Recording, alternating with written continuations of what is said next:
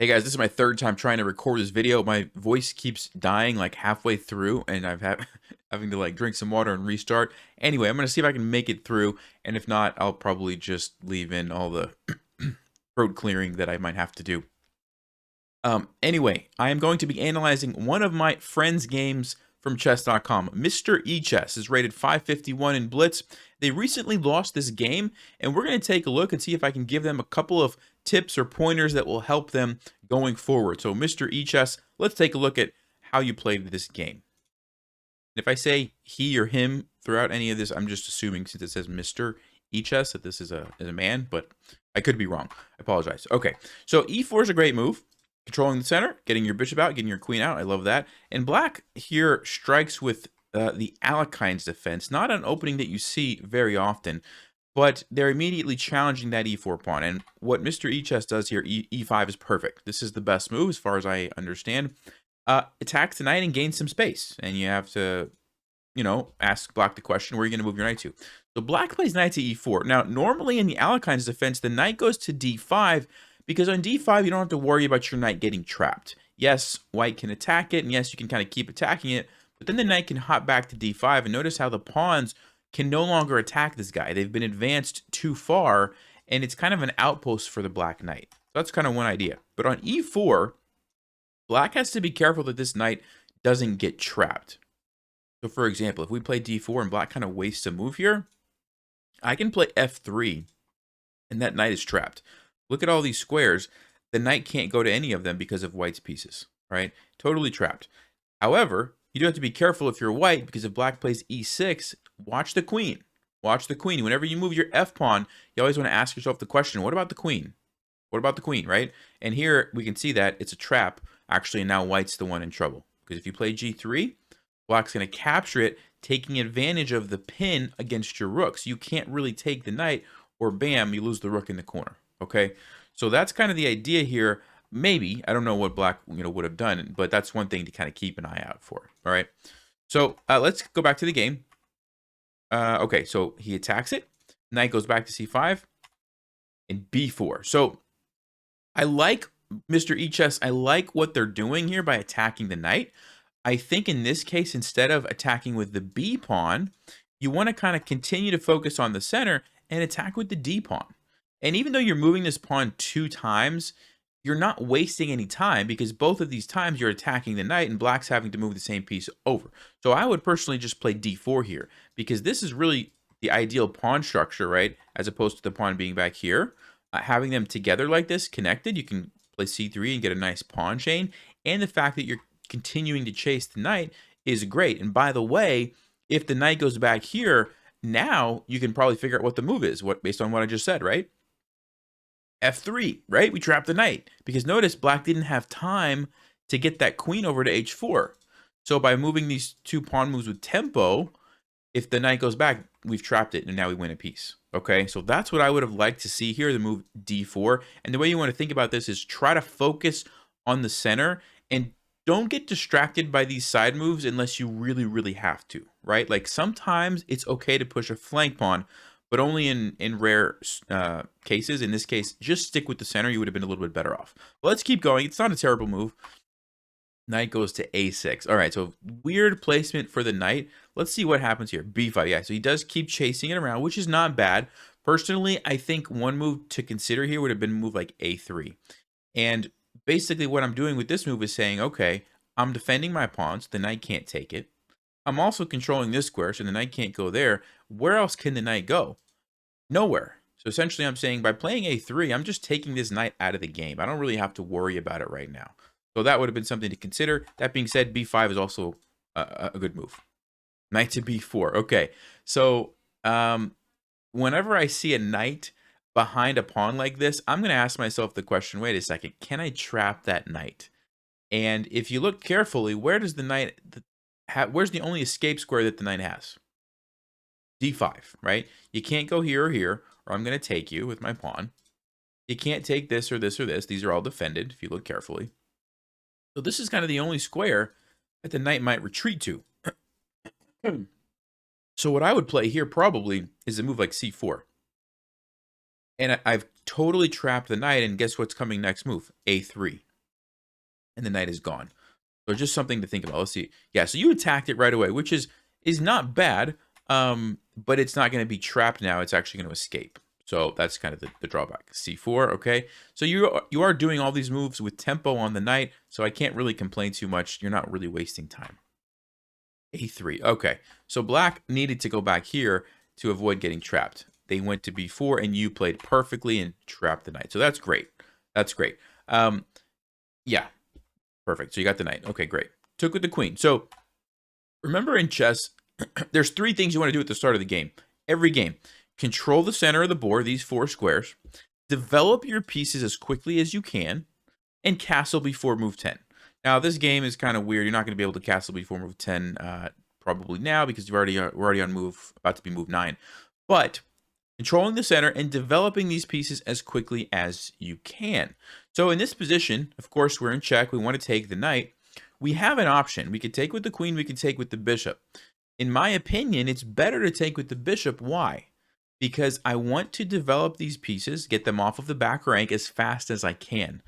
And this helps me do that if I take with the bishop, right? When you take with the queen, so good because you get a knight, but you're still going to have to waste a move later to get your bishop out when you could have already had it out. So try to think about that when you're playing. Can I accomplish 2 things at the same time, right? Like I want to take the knight, I want to develop a piece. Oh, I can do both at the same time.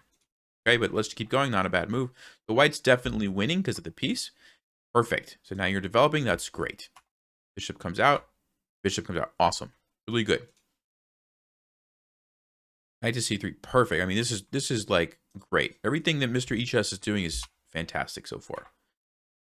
Okay, takes it back. I like that. Knight to g5. Okay. It's actually a good move. He's going for checkmate. One thing that I will say that you want to be careful of is when you start attacking before you've finished your development and before you've finished castling. Sometimes that can come back to bite you. So, for example, maybe you want to castle and get this bishop out first before you start thinking about attacking. But in this case, I don't mind it. I think that's a very solid threat, and so I definitely see what white was trying to do. So let's see. Okay, black noticed it and did prevent the checkmate. And now he castled. Okay, great. So that's totally fine. E6, and the knight goes back. Great. White is playing very, very well so far. Okay. I don't mind this move. That's actually a good move. So when you look at this position, these squares kind of jump out at me because no black pawns can control them, right? These black pawns have already been moved forward. You can see that here, right? 1, 2, 3. And because of where white's pawn is, these are very great squares for a knight. So that's exactly what white is doing by going here. Now, one thing that I would say is if you want to be more aggressive, I would have probably used this knight. Leave this one here because maybe at some point you want to come over and go for a checkmate like this. You could bring this one forward and then this one in, and you have kind of more pieces up there. That being said, this one actually does open up the square for the bishop, and so that's another idea. So this is actually could even be a better move. So either way, great move moving the knight there. So far, white has played perfectly. Let's see what's going on. Ooh, bishop takes a3. Okay. That looks weird to me because it's putting the bishop into a pin. Notice if the bishop moves, there's a rook hanging back there. So that looks like a bad move. I think even just something simple like moving a knight to attack this could be a good move. But also probably focusing on the king, knight coming in or just attacking with the bishop is better. Let's see how white proceeded. Okay, so you traded. Yeah, so we get a big trade, which is not bad. But one thing that I want to point out here, Mr. Chess, is when you are the attacker in chess, you have an aggressive position. You feel like you have a better position. Trading is usually the wrong thing to do. Okay, and if we look at this position, you are clearly way ahead. Now, of course, you guys can see the eval bar, but even without the eval bar, if I just look at like, okay, who's ahead in development? Who has more pieces out? Well, I have 1, 2, 3. Black only has the 1, and these guys are not doing anything. This is not doing anything. On top of that, whose king is safer? Well, my king is really safe. Look at these nice pawns doing a great job. And look at black's king. There's weaknesses here that we can take advantage of with the bishop or knight. So with all those things combined, I think white has the better position. So you don't really want to trade. You want to attack. You want to go attack the king because you are in a great position. So bringing in your knight would be a killer move. Bringing in your bishop would be a killer move. Bringing your bishop to h6 would be a kill. Like any of these moves would be absolutely amazing. Also, there's a pin here, so I wouldn't worry about that. But when you trade, it kind of simplifies things and it makes Black's life a little bit easier. Now, you're still winning. You still have this great idea of coming over here and checkmating. But notice how, like, by giving up that bishop, you lose some attacking options, right? This bishop was going to be a great attacking piece on Black's king. When you trade it, you kind of lose that option. So just keep that in mind for next time. All right, but we get the trade, and okay, finally the knight comes in. Great. King moves, and you bring the other knight in. Okay.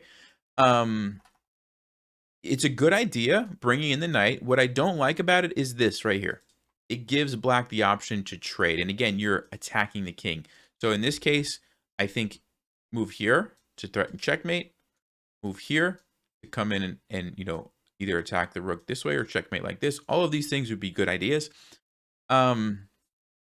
But that being said, this is still a decent move, bringing in, you know, your other piece. All right, Black retreats. You play rook to a1. Okay. It's a good move. It's a good move. Rook to an open file. I can't complain about that. That is following one of the basic principles in chess. So very good. The only issue is it's pretty easy for Black to kind of deal with that. They could play knight a6, kind of shut down your rook. And you've got a really strong attack. That's where I would be focusing my efforts. So one of the things when you play chess, you want to kind of ask yourself, like, what's the most prominent feature in the position? Like, what's the biggest deal in this game? Like, what's going on? When I look at this, I'm like, well, Black's king looks very unsafe. I mean, look at this knight, look at this knight, look at this queen. Doesn't have a lot of defensive pieces, right? And so just kind of at a quick glance, you want to ask yourself, who has more attackers, who has more defenders? Well, I have more attackers, it looks like. This queen isn't really defending because it can't really get through anywhere. And so because of that, I'm going to be attacking the king. Maybe I play f4 and use my rook like this, or just use my queen, or just bring my other knight in, something over here, right?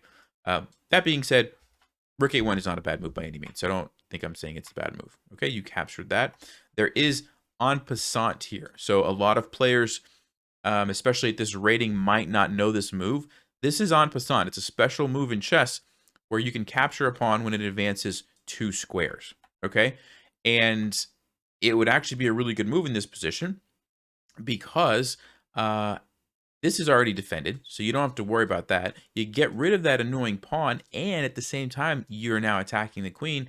You can next move go here and defend this guy, and Black is all jammed up. They can't even really move. All right, so just try to remember that one going forward. Special move en passant. And okay, still, you're in a very nice position. You have your knights very well positioned inside of Black's territory. I like what you're doing. All right. Okay, you traded. So, you know, again, going back to when you're the attacker, trading doesn't really help you. It kind of frees up your opponent's position. So this one is tricky because if you don't trade, you are going to get captured. You know, so I understand what you were thinking. Brought the rook to the 7th rank. That's a good move. Rooks invading the 7th rank is almost always a good thing. I really like that. F6. Okay, let's see. You captured.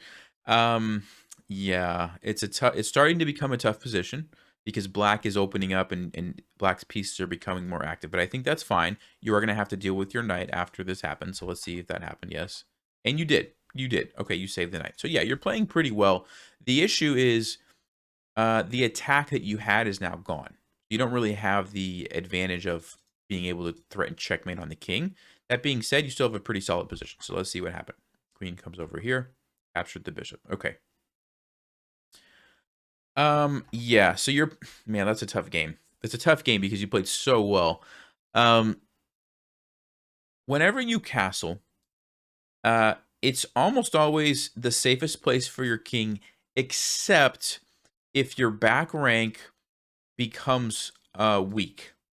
And how does your back rank become weak? Well, when the rooks leave or get traded or something happens to your rooks. So like in this game, one of the rooks was traded over here, and then you used your other rook, which was good. But if you never touch those pawns, there's a back rank idea, right, which comes up. And that's what we're seeing here is you have to start watching out for the back rank, right? And unfortunately, black species are just perfectly positioned here to take advantage of this. And let's see if that's what happened in the game. They did check you. You blocked. Yeah, they did take, and then they saw it, right? That's very unfortunate because really, you totally outplayed this person. You totally outplayed them. It just goes to show, though, in chess, like, just because you outplay somebody 90% of the game, that last 10%, everything can change. So that's a tough one. That's a tough one. What I would say is remember the back rank. That's super important. You probably will after this game too. But what you can do is at some point, maybe even before you move your rook, is you can play a move like h3 if you're worried about the back rank. And what h3 does is just gives your king an escape square. Now, personally, I wouldn't play h3 here myself. I think I would play a move like you played, like rook a7. But right here, as soon as another piece has access to anywhere on my back rank, I'm going to say, whoa, whoa, whoa, whoa. This is a problem. I better think through this, right? And now is when I'm going to be playing something that's going to give my king an escape square. Maybe now you can consider h3. It's not the greatest move, but at least it does give you a place to run, and the game goes on, okay? So think about that, or maybe in this case, maybe queen c3. I don't know if we can get away with that. Is an idea to shut down the queen. You do have to watch out for this, but we have the bishop can block. Maybe we're okay here. But the point is, I'm going to start thinking about my back rank as soon as a piece has access to it, right? So keep that in mind. But overall, you played really, really well. I think another big takeaway is the attack that you had going here. Don't trade pieces. Focus on your attack, and you're going to win a lot of games with checkmate, right? So work on your tactics, look for checkmates, but bringing in this knight and the queen and the bishop, and I think black would have been toast. Overall, really well played, Mr. eChess. I hope that helps you a little bit, gives you some takeaways going forward, and everybody else watching as well. So thank you guys. I'll see you next time. As always, stay sharp, play smart, and take care.